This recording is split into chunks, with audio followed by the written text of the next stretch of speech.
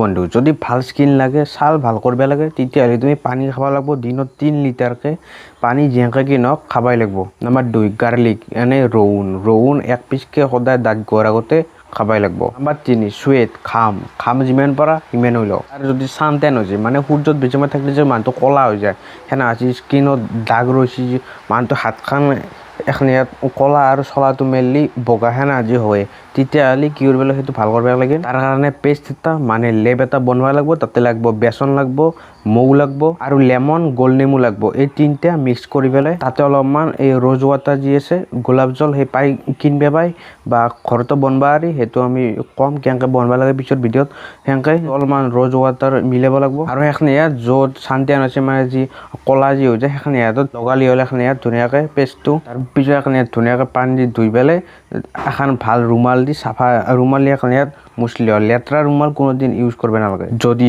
ঘৰৰ পৰা বাহিৰত ওলাই যায় সূৰ্যৰ ৰ'দ দি আছে তেতিয়াহ'লে ছানস্ক্ৰীন আছে ছানস্ক্ৰীন লগাই হ'ল SPF 30 বা SPF 25 লগালে হ'ল ছানস্ক্ৰীন। বা যদি ছানস্ক্ৰীন লগাব পাৰি গ'লে তেতিয়াহ'লে এখন বগা ৰঙৰ ৰুমাল এখন সেই কৰিলে হ'ল। কাৰণ বগা ৰঙে সূৰ্যৰ গোটেই পৰা ৰং ৰিফ্লেক্ট কৰি দিয়ে, এট্ৰেক্ট নকৰে। আৰু ক'লা ৰঙৰ যি ৰুমাল আছে সেই UV ৰেজটো আকৰ্ষণ কৰে সেইকাৰণে ক'লা ৰঙৰ ৰুমাল ইউজ কৰিব নালাগে, সদায় বগা ৰঙৰে ইউজ কৰিব লাগে। যাতাল এখন যি স্কিন হোৱাইটনিং মলম পাই সেয়া লগাব নালাগে কাৰণ বেছিভাগ স্কিন হোৱাইটনিং যে ক্ৰীম আছে তাতে এচিড থাকে। কাৰণ আমাৰ বহুতৰে যে স্কিন থাকে বহুত চেঞ্চিটিভ সেইকাৰণে তাতে এচিড লাগে সেইটা ৰঙা যি পৰি যায় সেইকাৰণে জিমত এক্সাৰচাইজ কৰা তাৰপিছত পানী খোৱা তাৰপিছত ঘামুল ফল মূল খোৱা ভাল যদি এখন ইয়াত কৰি দিওঁ তেতিয়াহ'লে তোমাৰ যে স্কিন আছে একদম বঢ়িয়া যাব।